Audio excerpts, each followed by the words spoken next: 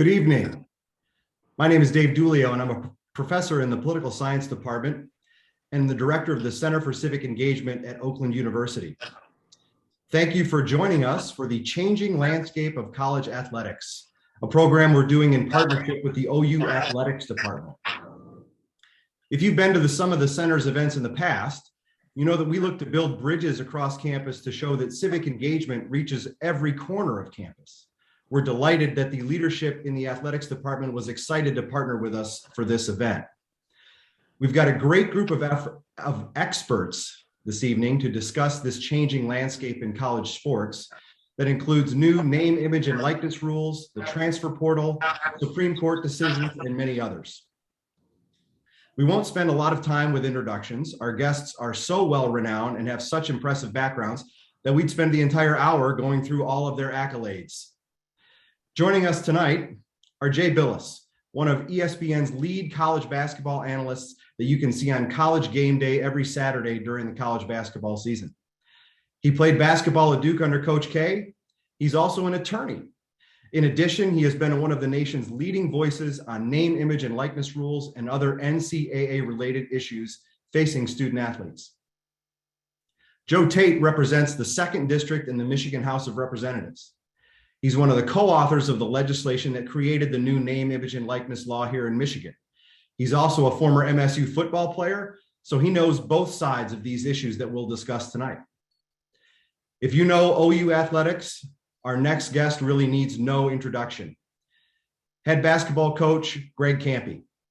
He's entering his 38th season with Oakland University, and he's won more than 600 games in his coaching career. Madeline Sislow swims butterfly and individual medley for OU's swimming and diving team. She is a member of the Horizon League all-academic team and is a former league champion in the 400-yard IM. Jaylen Moore is a member of the men's basketball team here at OU. Last year, he scored in double figures 26 times. He led the team in points, assists, double-doubles, free throw attempts, free throw makes, and minutes. He also led the nation in assists, and he was named to the Horizon League first team after last season. Steve Waterfield is OU's athletic director. He's in his 4th year at OU after serving as executive associate athletic director for the University of Nebraska. His Huskers are now 0-2 in football versus the state of Michigan this year. And last but not least, Rico Beard, who will serve as our moderator this evening, is a giant in Michigan sports journalism. He may be best known these days for his work on 97 that won the ticket, where he is the co-host of the Mike Valenti Show with Rico that airs weekdays from 2 to 6 p.m. Now that's an all-star panel if I've ever seen one. Before I hand it over to Rico, just a note on logistics. Members of the audience are encouraged to submit questions via the Q&A function at the bottom of your Zoom window, and we'll get to as many of them as we can. Thanks again for being here, and take it away, Rico, who is still muted.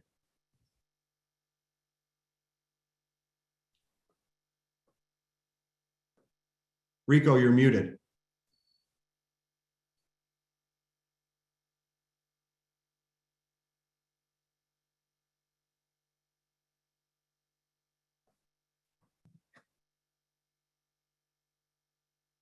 Rico still muted. All right, sorry about that. The Zoom stuff. All right, my apologies. All right, let's just jump straight into this. Go right into the deep end. And this question is for Jay Bilas, for Coach Campy, for Steve Waterfield. What's the biggest changes that you've seen when it comes to college athletics? Is it the NIL? Is it the transfer portal? Or is it something totally different? Well, I'll jump into the water first, Rico. I think the answer may surprise some. The biggest change in college athletics over my time in it since 1982 has been the explosion of revenue. It's not NIL, it's not the transfer portal. If you saw today, USA Today put out its annual coaches' salary information. Since 1986, football coaches' salary, the average salary is up 957%. So when people say that man, it's a big change with NIL, man, it's a big change with the transfer portal, we've had monumental change in college athletics since the Board of Regents case in 1984, the last time the NCAA was before the Supreme Court, before the Alston case. But the explosion, the monumental change was in the explosion in revenues. And there was no one in college athletics that said, pump the brakes here. This is not what this is about. So I see the changes of late that we're dealing with now as having come too late, frankly, that they should have been put in place years ago, if not decades. And we should have been used to this by now. It's a multi-billion-dollar business. And I look at the economic rights of athletes as being a civil rights issue. And I think the courts are catching up. Certainly the Supreme Court in the Alston case did on one segment of that case. But I think the signal is pretty clear that when further antitrust cases come before the Supreme Court, the NCAA is not going to fare very well. And athletes' economic rights are going to increase rather than decrease. I happen to believe that's a good thing, and we can certainly adjust to it.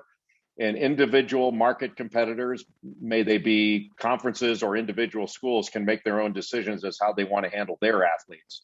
But the cartel behavior of the NCAA is not going to continue, and I think they know it. Coach Campy or Steve, would you like to jump in? Let Steve go. Yeah, I mean, I think Jay makes a great point about the revenue piece of it. To me, I think the Alston case and the antitrust piece of it will have the biggest long-term effects in college athletics. And like Jay said, I think it's a good thing, and we'll go more into that. But I think having that freedom, that flexibility that any college student would have, our student athletes should have that as well. And I think it's a good thing. But I think that's going to be the domino, and there's going to be a lot more dominoes. And the NCAA's got a constitutional convention coming up that we'll see changes in the governance structure, I think at all three levels. But I think the first domino, Alston, because it was pretty clear based on that Supreme Court case that antitrust protection is quite unlikely for the NCAA. And because of that, it opens up, I think, a host of questions, but I think a host of opportunities that, end of the day, I think will be positives. Rico, from my standpoint, the coaches are the boots on the ground guy, and all the court cases and that at least I know I do, and I think I'm involved in a lot of committees and with the Congress of the coaches and that. And the big thing for us is we when it trickles down and is done, we are left to, all right, this is what the rules are. Now you have to deal with it. And I think that there's a lot of different views on coaches. And I think a lot of different coaches do things differently, a lot try and do things what we would say the proper way. But the bottom line is we are in the business to win games, and our student athletes, we want the best players that we can get, and we want what's best for them. These rights that are coming to them and the money and things like that, I don't think any coach, or at least the majority of us, care about that. I think that we have to know what the rules are, and then we have to play by the rules. I do think players for years, especially in for example, Jaylen, who's on the call here, when this came down, one of the things I told him is the best thing you can do if you want to make some money is go run a basketball camp. I don't know why a player with his skill set, he's well known, his name he led the nation in assists. What young 10-year-old, 12-year-old point guard wouldn't want to go to his camp and have Jaylen, reach out and touch them in a basketball camp situation with teaching them how to, do the things that a point guard should do. And I was really excited that he was able to do that and make money off it. And I think all coaches believe that. I just think right now things are coming at us so fast.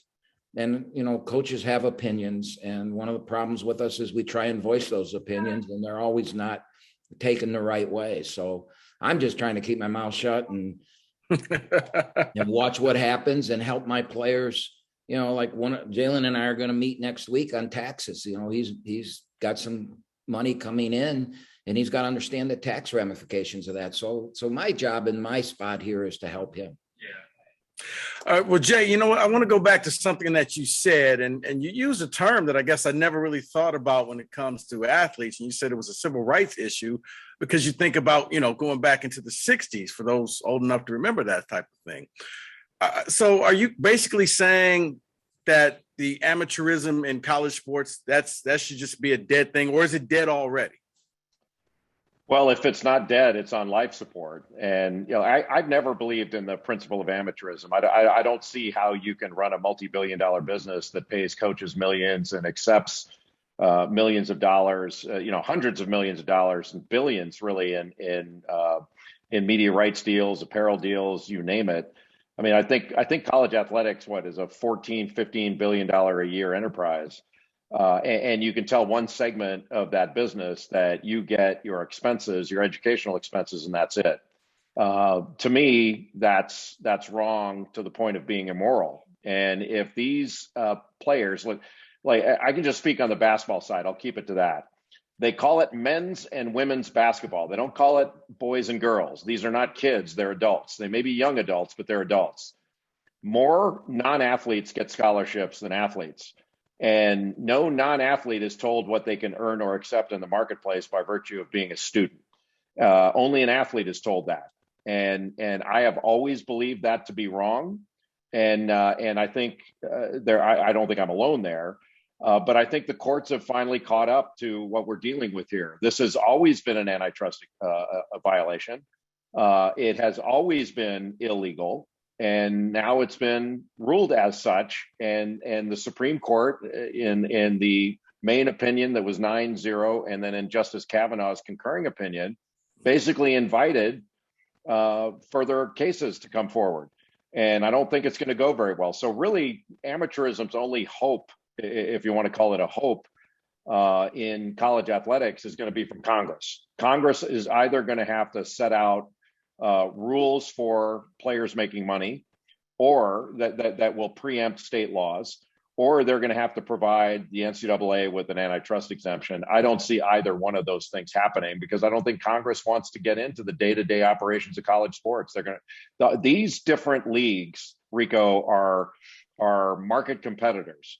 So the Southeastern Conference, the ACC, the Big Ten, you name it, those are all their own little NFLs, NBAs, Major League Baseballs. They compete against one another, and they have to do it straight up, and can't band together to limit one class of person. And that's why I say it's a civil rights issue. Is the only class of person that is limited in any way in this business is the athlete, and there's no reason for it, no legitimate justification. You're not a better student. You're not a better person. You're not a better athlete by virtue of your amateurism. It's just a made up concept that allowed money to flow in every direction except the athlete's direction. Thanks, Jay. Now I want to bring in some more of the panel, and I want to ask Representative Tate, what led you to introduce legislation on the NIL? And, what's the biggest difference that you see for student athletes in Michigan now that those changes have been signed into law? Yeah, thanks, Rico. And for me, it was myself and one of my former colleagues, Brant Iden, who was a tennis player at Kalamazoo College here in Michigan. But we viewed it as, to build off of Jay's point, I mean, it is a morality issue. We're viewing it as, this idea of fairness in terms of what student athletes had the ability to do. And I think when the big watershed moment for us at the state level was California. So when they were able to pass legislation to allow name, image, and likeness in September of 2019, I think you saw the floodgates open for the benefit of student athletes. I think at this point right now, 24 states have some type of NIL legislation. And I believe just for student athletes, I think it just puts them on the same playing field as no pun intended, as other students. So if you are, in the band, and this is the example that I use. So if you're in the Spartan marching band, you can go out and play, say, in a jazz club, or you can go to, get paid for your skill set. As a player, I believe student athletes should have that ability. And right now, I think they're leveraging it right now. I know there's still some unanswered questions as we go along, or everyone's feeling their way through this because this is new. But I think this is a great opportunity for them and for their experiences as college students. Well, I got a follow-up question from the audience, and that is, and this Representative Tate, you can answer this, or anybody, should payments be considered equal, or is it every athlete for themselves to make as much money or as little money as you possibly can? Oh, for me, we're looking at, this is a marketplace. So, those that, and every student athlete's going to be different in terms of how they're going to leverage this opportunity. So, the student athletes will have this ability to be entrepreneurial. So whether that is through social media or some other branding opportunity so it runs the gamut. So I think in terms of, whatever the market is in terms for them to be compensated for leveraging their name, image, and likeness. That's my opinion. That's how I view that.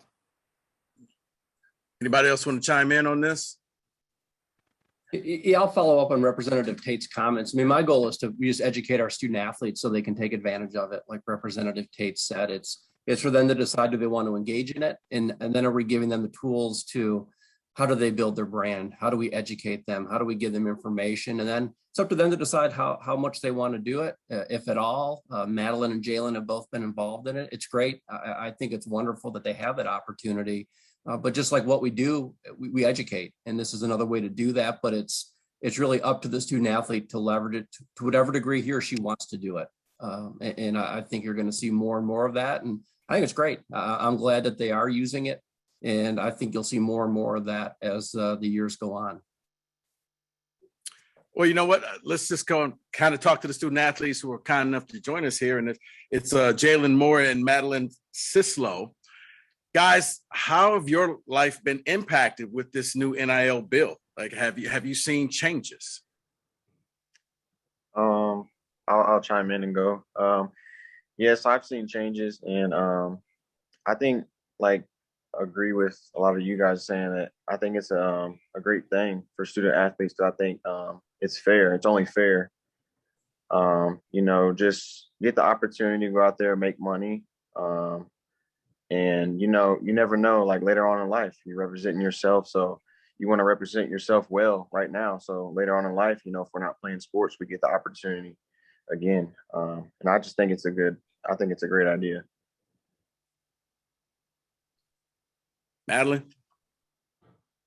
Yeah, so for me with swimming, it's kind of almost on the opposite side of the spectrum, right? So swimming doesn't really make that much revenue compared to basketball and football and sports like that. So it's a little bit harder for us to find those big opportunities. They're not impossible, but it is a lot more challenging because obviously swimming isn't a very large revenue making sport. But for me, I personally have a contract with a company called Y Bars, and they make really good energy bars that I create like social media posts and stuff for. And without that opportunity, I wouldn't have a bigger sense of community. I've met so many different people from that experience that I wouldn't have been able to meet before. We have a Discord chat with like athletes all over the country. So I've met a lot of different people. And also with this opportunity, like it kind of gives you a little bit more acknowledgement and recognition that you wouldn't have gotten in the pool or at school. Not saying you don't get that as a college athlete, but having those brands and being able to represent them, it gives you a lot more acknowledgement and recognition. So it's definitely a super cool opportunity. We got a follow-up question from the audience, and it's a two-parter for Madeline and Jaylen. Do you talk about branding, do you have to go out there and represent yourself, or is there a company that you can go to help further your brand along? And for Steve, does the school offer any type of way to help the athletes, I guess, monetize themselves? Yeah, I'll let Jaylen and Madeline answer the first part, then I can jump in after that. Can you repeat that question again, please? For the athletes, do you guys have to go out and market yourselves, or is there companies that you can go to help you further along your brands? I believe there is companies. I've had quite a bit of like agencies try to contact me on DMs through Instagram, and one is basically wanted me to go through them to represent me out there to the people, but I'm doing it myself. I trust in myself. I believe in myself, and that's what you have to be careful with this NIL part, is just signing anything with anybody. You have to make sure it's legit and you're doing it the right way. For me, I would say I don't have any agency that I've gone through personally. I'm like doing this by myself. And for me, it's kind of more of like a not serious, kind of more fun kind of thing. I'm not exactly like relying on it for like income or anything like that, or making a lot of money. So personally, just going through myself and reaching out to people that I want to work with is the route that I've kind of taken. And I think also it's really important, if you do get a deal, like just using common sense and not letting them take advantage of you is something really important before you sign with a company. Steve? Yeah, and so we're at the 1 yard line with finalizing a deal with one of the major NIL providers, educators in the country that a lot of institutions are using, and excited to announce that. And that will provide all of our student athletes and coaches information on how to build their brand, be a resource for them. And I could see then, as we get more ideas of the questions that come from the student athletes and coaches, doing more specific educational programs and initiatives to answer those questions and put them in the best position possible. And so we're close, and I think it's going to be helpful. And it will, again, if they want to do it, they can build their brand and hopefully put them in a position to monetize as much as they want to the name, image, likeness piece. And this question is for Coach Campy. Coach, is this something that you can use in a recruiting pitch to prospective athletes to say, hey, come to Oakland, and you can also, here's how we could help brand you?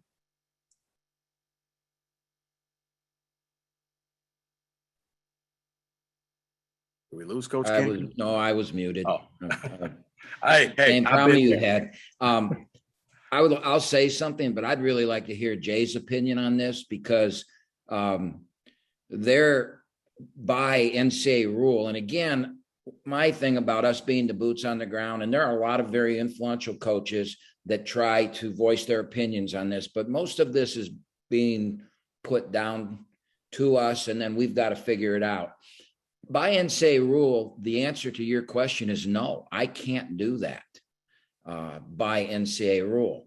But there's a school out there that signed maybe the best player in the country, and that player on his visit came and said, well, I've got this with a very prominent company that the arena they play in is named after.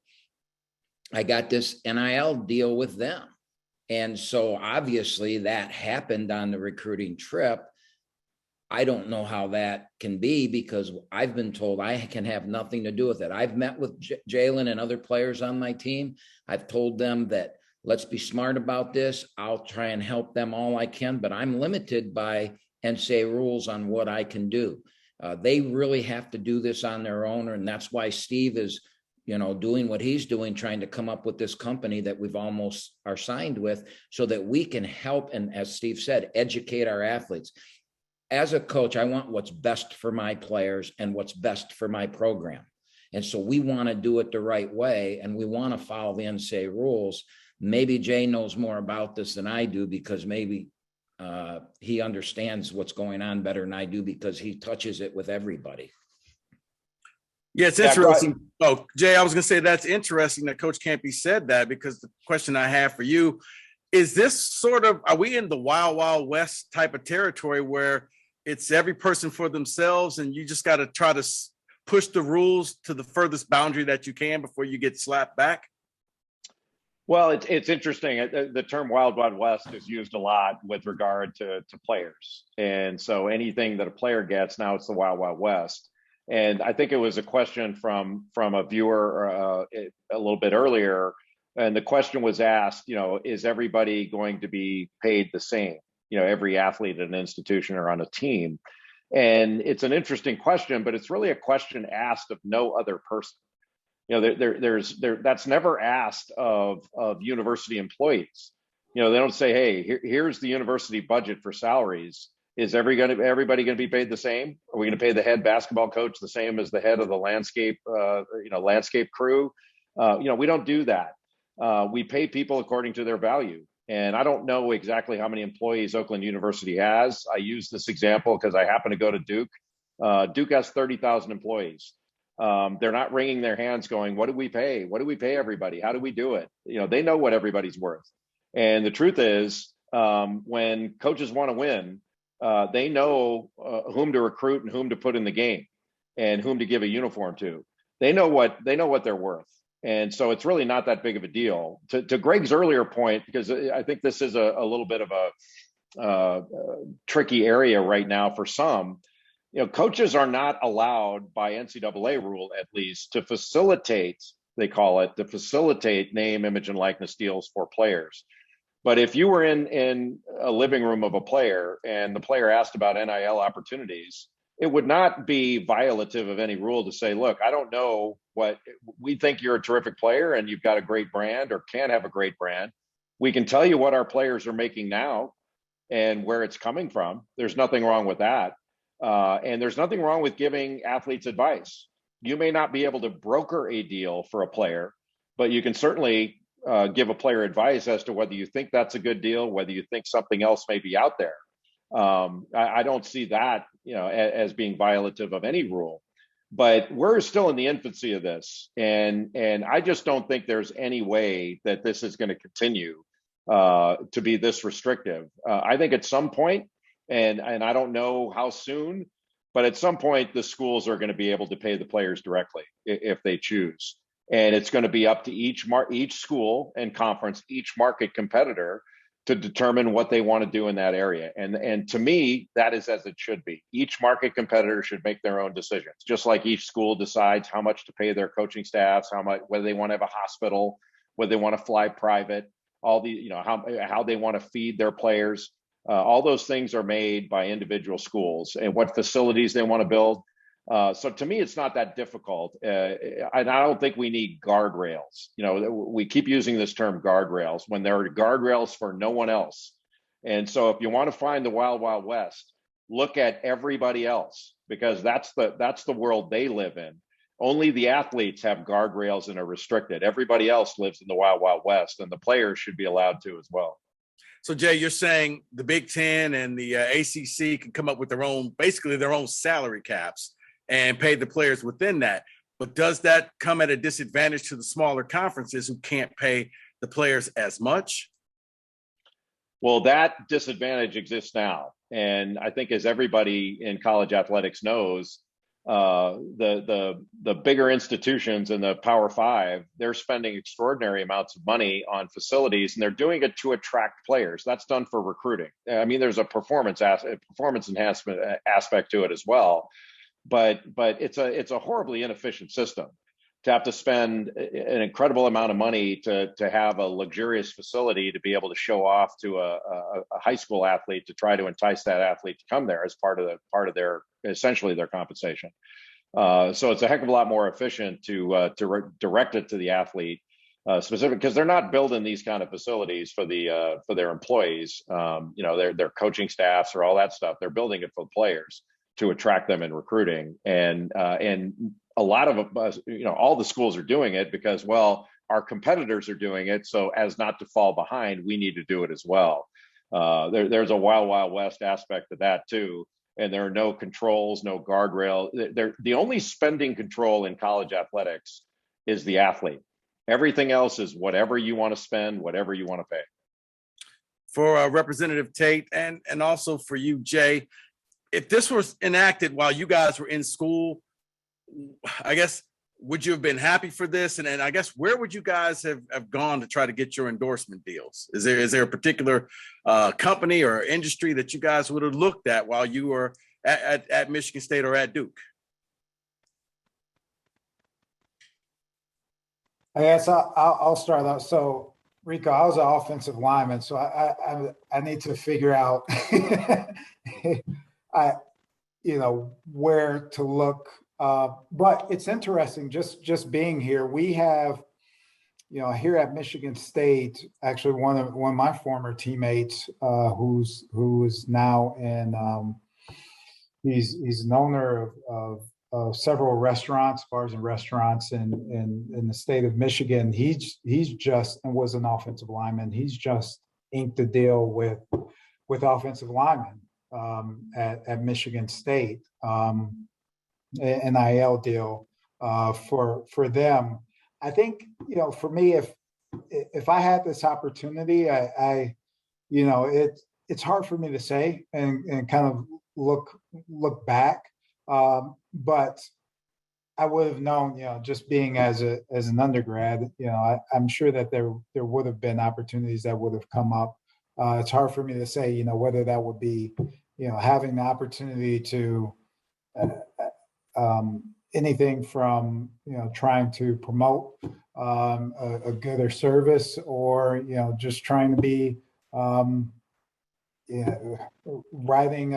We didn't have blogs back then, but something along those lines. So it's hard for me to say that, but it'll be exciting to see what these student athletes think of as we go Representative Tate, come on, man, from one big fella to another.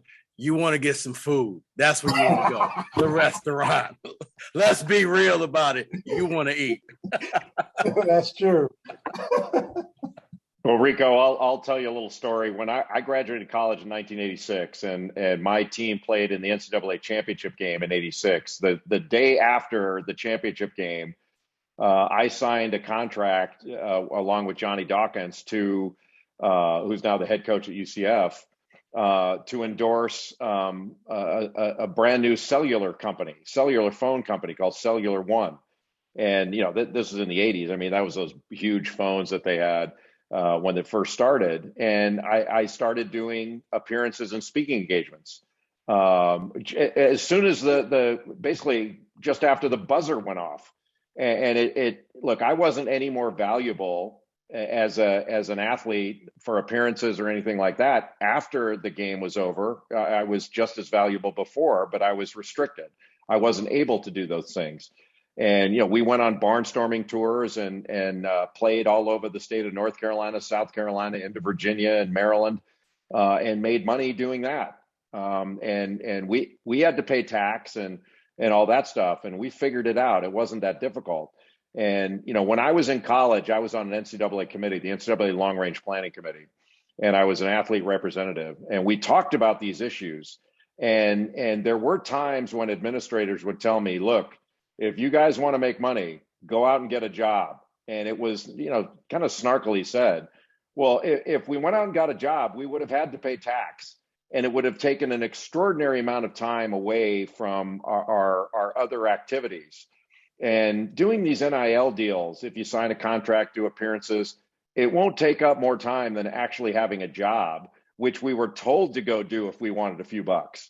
And look, that's why, and I think people seem to agree here. That's why I say this really isn't that big of a deal. Nobody's going to turn their TV set off. Nobody's going to, leave all this and supporting what they believe in if the athletes get more than the scholarship. I've never believed that. I don't believe it now. And I think attendance numbers at football games and ratings since NIL are confirming that. It's certainly early, but I don't think America is going to turn its back on college sports because the players are allowed to make money now. This question is for Madeline and Jaylen. When Madeline and Jaylen, with basketball and swim practice and with games and meets and education and schooling, how much time do you guys actually have to really dedicate to try to go out there to market yourself? What is that balance? I would say, I don't know about Madeline, but we don't have very much time as a basketball player. Like you said, practice, getting more individual work, weights, school, stuff like that. So it's kind of hard to. So you kind of have to do it through social media. But I mean, it is possible to go out there and market yourself in person, but like you said, there's not very much time to do that. Yeah, kind of the same thing here. Like if I run through my day, I have practice 6 to 8 a.m., lift 8 to 9, maybe time for a nap or like eat something, and then class, back to practice 3 to 5, class again. So there really isn't much time in the day to dedicate to those kind of things. But with the NIL and especially like how the world is today with technology, it's super easy, like Jaylen said, like reaching out to them over Instagram DMs or just like figuring out a way to contact them. It's pretty easy, but definitely not a lot of time. For me personally, I did mine over the summer. So I definitely had a lot more free time then, but during the school year, it can be a lot more challenging. Well, guys, another question from the audience. You often hear a lot of people are saying, well, if somebody gets an endorsement, it could put some divisiveness in the locker room, some jealousy could kick in there. What's it like? You guys are actual athletes. If one of your teammates, or for you, Madeline, you already have a deal, is there any type of preferential treatment, or are you treated differently because you have that endorsement? So me, oh, sorry. Okay. When I actually got my Y-bar contract, a couple of the people on the swim team found out about it, and they were like, "Oh my gosh, like how did you do that?" And I didn't want to create any kind of like status or like jealousy, like you mentioned. And I told them, I was like, "Hey, like I just reached out to them. I said I was really interested, and they reached back out to me, and then they sent me some in the mail, and I made my Instagram post." So honestly, with swimming, it's kind of just I haven't really seen any kind of jealousy. We also don't really have, like I said, like you were talking about before, the time and everything. Nobody's really done any huge kind of deals. So we haven't really experienced that yet. But so far, it's been pretty quiet and calm. So, Jaylen? I would have to agree with what she said. I haven't announced my deals personally to the public yet, but I don't think I mean, there might be jealousy some places, other places there won't be. It just depends on the type of chemistry you have on your team. If people are, be jealous of you or not. But I don't think personally our team would have any jealousy about anybody signing any deals because I feel like everybody has the equal opportunity to endorse themselves through social media and through in person. So I would have to agree with what she said. All right, this next question is for Jay from the audience. Jay, with the National Labor Relations Board ruling that student athletes at private institutions are employees, do you see any of them unionizing? I think that's possible in the future. That NLRB, it was an opinion from the general counsel, not necessarily a ruling. So, but I think it signals the fact that things have changed. They've changed on a legislative level, they've changed on a judicial level, and certainly on an administrative level. So the way people are looking at this has certainly changed. So the NCAA and all the member institutions are going to have to change with it. As to unionization, I don't see that being a big deal going forward. You may see it in certain places. People try it, but I don't see that carrying the day. I do think there are tremendous opportunities at different institutions for group licensing deals. And I think we're headed toward a time where the universities realize that combining the university marks with the individual or collective player name, image, and likeness will open up greater revenue streams for everyone. So while it is not allowed now, maybe in certain states it is, but it's generally not allowed now for the university mark and the player name, image, and likeness to be used together.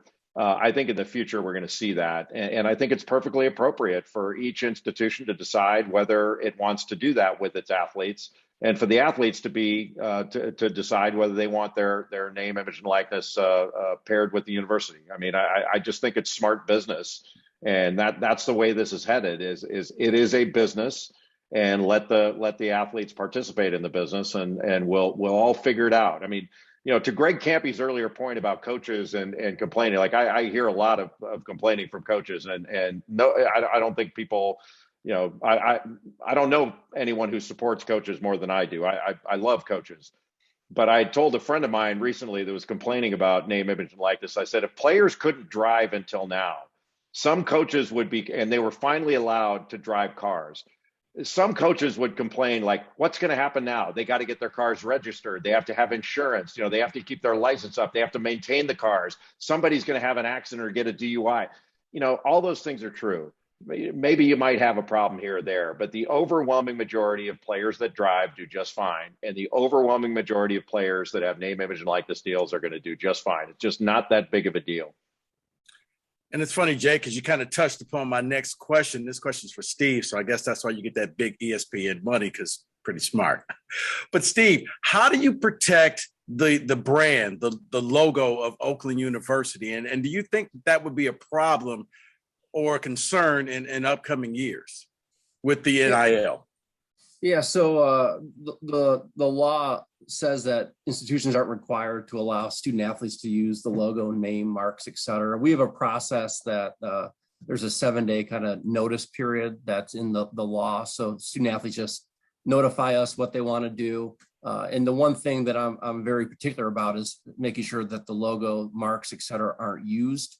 I have no issue with whatever deal a student athlete wants to sign.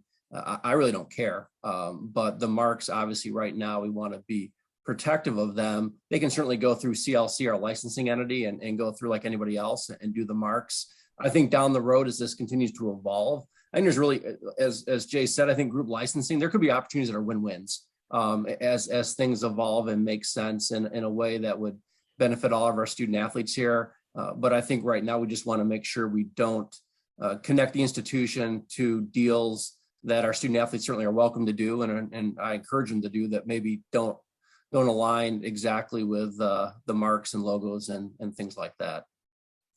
Well, I got a question, because I want to combine a lot of the things that we said to possibly a real world type case scenario. Let's just say that there is a salary cap, as Jay brought up earlier, for the Big Ten and the Pac-12 and everybody.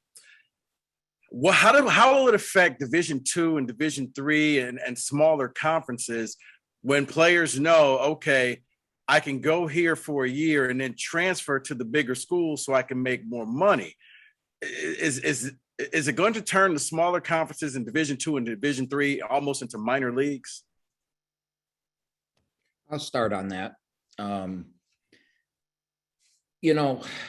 Right now in our recruiting process, as this has gone in, one of the first questions that I'm asked when I begin recruiting a young man is, what's your cost of attendance and what's going on with the NIL? Which is why I want Jaylen to make as much money as he can, because as Jay said earlier, I'll be able to say, well, I can't help you with that, but Jaylen Moore, my point guard, made $100,000 this past year. And, depending on your value, we think Oakland's a place you could do that. So that in itself, the fact that the athletes are asking those questions, the cost of attendance and that tells you what the mindset is now with the people that are being recruited and coming into the marketplace. As if this is a business, I guess we'll have to talk like that. I've always believed, a lot of people talk about the G League and how the top players are going to go to G. I always believed that college athletics are about the university and about the fan base of the university. Kentucky's going to fill 23,000 seats no matter who's playing for them. And they're always going to have, whatever the pool of player is, they're probably always going to have the top pool. And so I don't think you'll see the game change. I don't think the average eye of people is going to be able to discern between, boy, that team not quite as good as Jay Bilas's team in 1970, whatever. All right. I don't think so. So I think you'll see the level of competition and you'll see the blue bloods be the blue bloods. Am I going to lose a really good player? I hope not. I could have lost Jaylen this year. Jaylen sees the ability to lead the nation in assists here. He sees his route to make. We have had 4 NBA players in the last 10 years.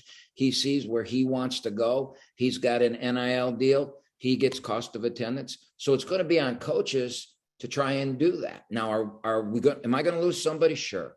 Our Division II coach is going to lose somebody? Yes. But it can also be a benefit for us. I've got a player on my team this year that came down from a high major, and I think he's going to be drafted.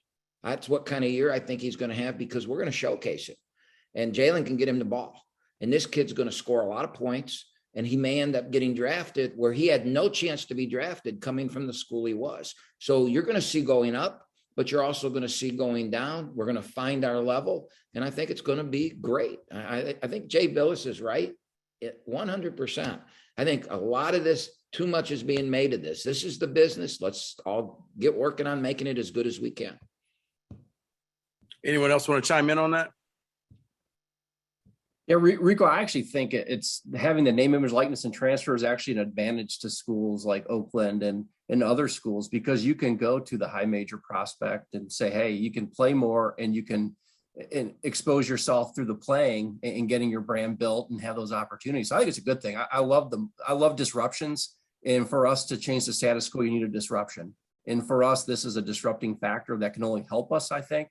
And it will all play out. And people transferred before, and for a lot of reasons. And at the end of the day, we have 13 scholarships to use, and Duke has 13, and Michigan has 13. You've got the scholarships, and you use them the best you can, and the coaches do a great job. I think it's going to be great. Actually, it's an advantage, not a disadvantage, I think, long term. Representative Tate, another question.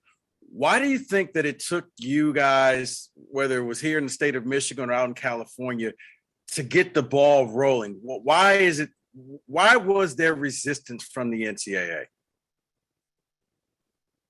I think in part, I mean, Jay kind of hit on it as well too. I mean, this is a $14 billion industry that we have, and I think that's part of it too. I think that plays, a big part with why it's taken so long, and knowing too that I think you've seen these attempts at it.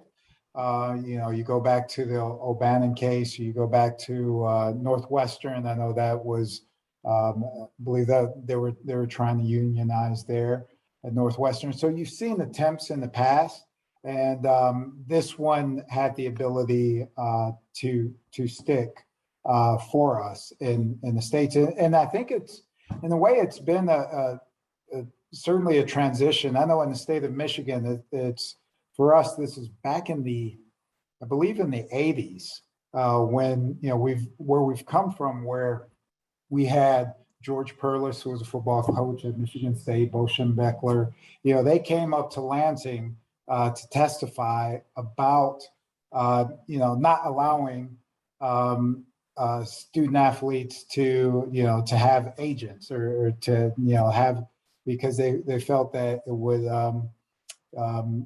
it wouldn't be good for the game. So I think we're seeing too as well just a change in public opinion, and I think that's been able to support this legislation in the states, and I'm glad that the NCAA has been able to make this decision and move forward with this interim policy. Well, this question is for anyone who wants to answer it, but with the criticism that the NCAA has been receiving for them giving in with such areas as the NIL and the transfer portal legislation, how much power do you think the NCAA will continue to have in the future? And are we seeing the end of that? And will there be a new organization that rises up from this? I can tell you from my seat, Rico, that I think the NCAA, its authority in college sports has been diminished greatly by the Alston case. It has taken a huge step back right now. It's not doing anything for fear of getting sued for an antitrust violation. And, when the cases come down the pike for compensation for athletes that go beyond educational expenses, those come with treble damages. So the damages get tripled, and that's real money. And we're talking about real money that's going to be at issue.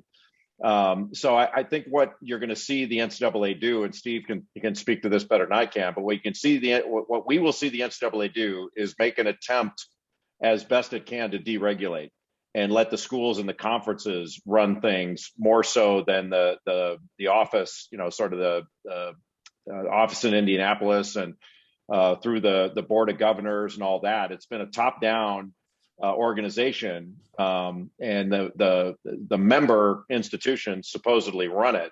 But it's not been from my seat, it's not been well run, and that's why we are facing these issues now, because they weren't willing to face them for all these decades. So I think we're going to see a deregulated landscape. The NCAA is going to be diminished in its authority, and we're going to see the conferences, specifically the Power Five, wielding most, if not all, of the power within college sports, at least for the foreseeable future. I mean, Jay's right. I mean, even since the Alston case, the Horizon League conversation has been focused on doing more of the what are we going to do as a league, and what do we think is appropriate.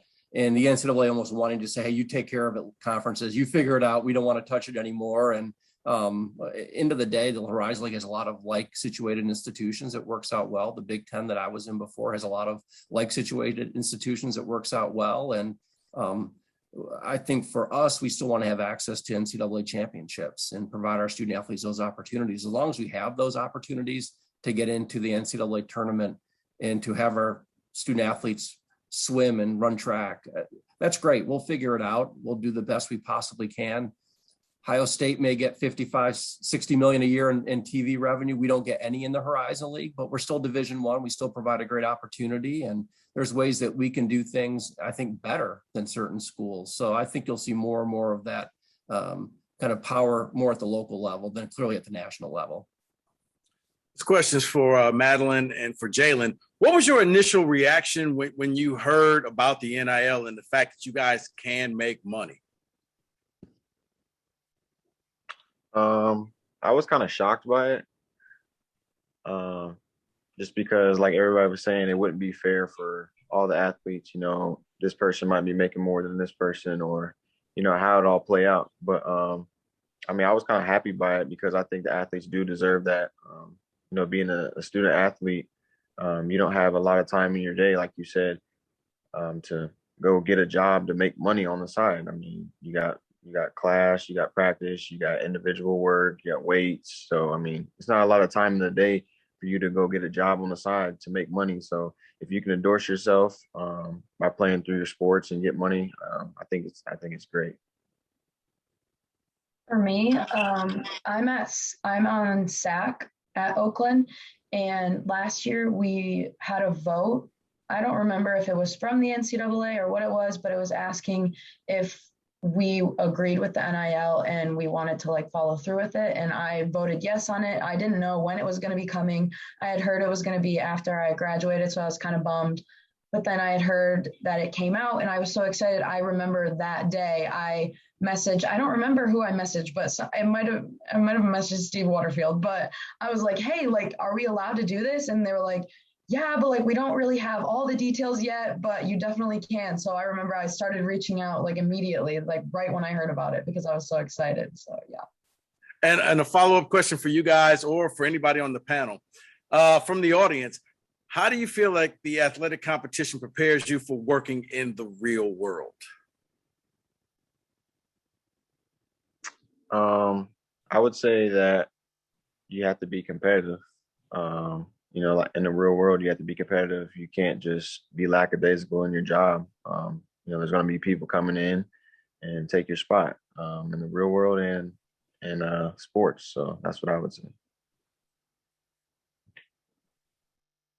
For me, I would say that athletics really teaches you to deal with people of different personalities, different status, and that definitely can happen in the real world too.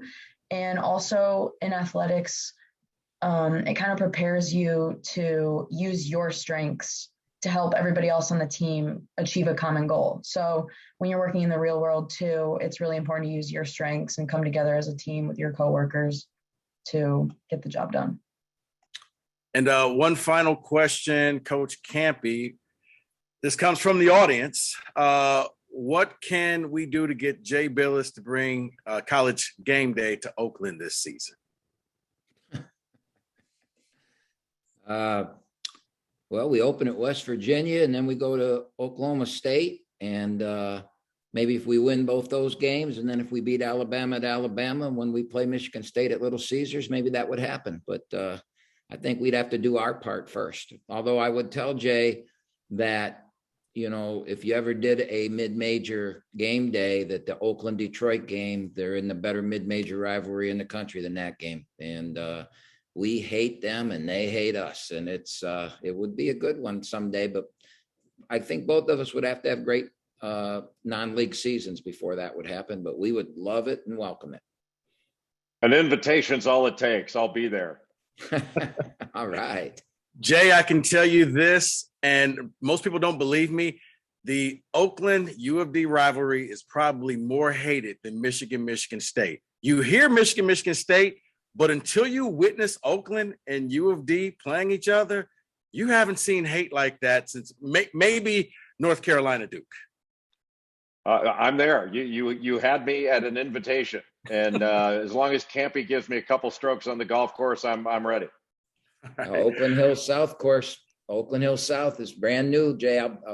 You'll be my guest on it. You'll want to play that. All right, guys, I'd like to thank you all for joining us here on this panel. I'm going to turn it back over to David, but I do appreciate all the candor and the questions, answering the questions the way that you guys did. I think this was very informative. And you know, I just want to thank you all for everybody listening in the audience. I do appreciate that. Thanks, Rico. Thank you for doing a masterful job moderating tonight. Thanks to our panelists, Madeline and Jaylen. Thanks for taking time out of your very busy schedule. You've got not a whole lot of free time, so we appreciate you giving us an hour. Representative Tate, thank you for the work you're doing in Lansing. We appreciate your time. We know a legislator's job is 24/7 these days, and I can tell you're in your office burning the midnight oil. Thanks again. We appreciate it. Maybe we can host you on campus one day. Steve, thanks for being here as always, and thanks for being a partner in this. Coach, terrific to have you as well. Thanks for your help. And Jay, we can't thank you enough for giving us an hour of your time. And hope to see you at the arena one of these days. Thanks everybody for being here. Have a wonderful evening.